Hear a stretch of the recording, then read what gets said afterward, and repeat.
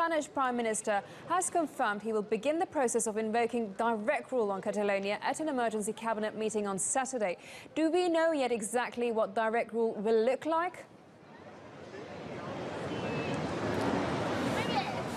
Aisha, we don't know exactly what it's going to look like, but there's certainly been plenty of speculation and a few leaks as well that give us a bit of an idea as to what might actually happen. Now, the Spanish Prime Minister will outline exactly what measures he plans to impose on Catalonia at this meeting tomorrow. Now, they could include things like taking over control of the regional police here in Catalonia, also taking over control of the local television station, of course, of finances, and he could also decide to dissolve the regional parliament here and then call for a fresh election. Now, on that last case, it is looking particularly likely that that will happen, and the reason we know that is because the Prime Minister has been canvassing quite widely with the opposition parties in Spain. He wants to have their support, know that they're behind him when he goes to invoke this Article 155 or put direct rule on Catalonia, and so far at least two of the three opposition parties have given their support to him, and one of the opposition parties today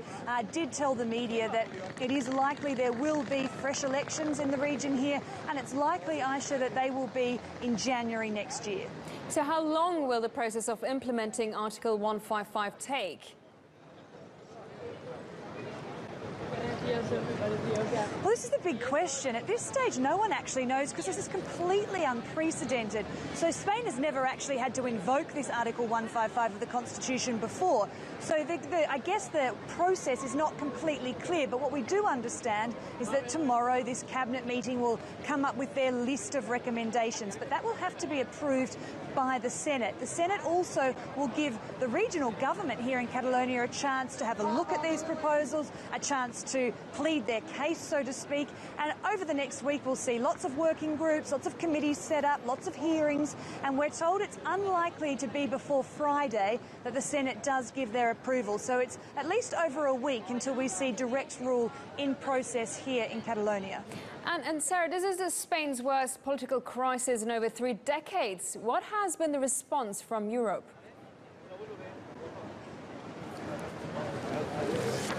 Well, broadly speaking, they've been trying to keep well out of this one, Aisha. They've long said this is a domestic issue for Spain and not something for the EU, particularly, to get involved in.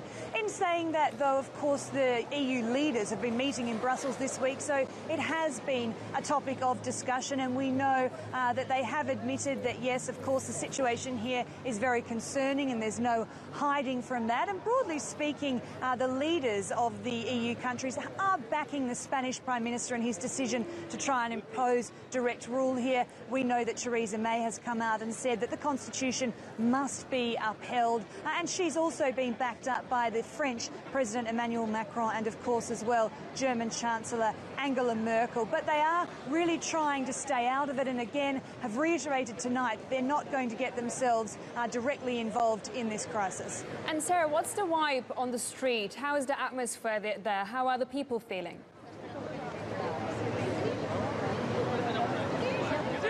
Really interesting, Aisha. Of course, it's Friday night here in Barcelona, and we're standing on the very famous and busy Las Ramblas street.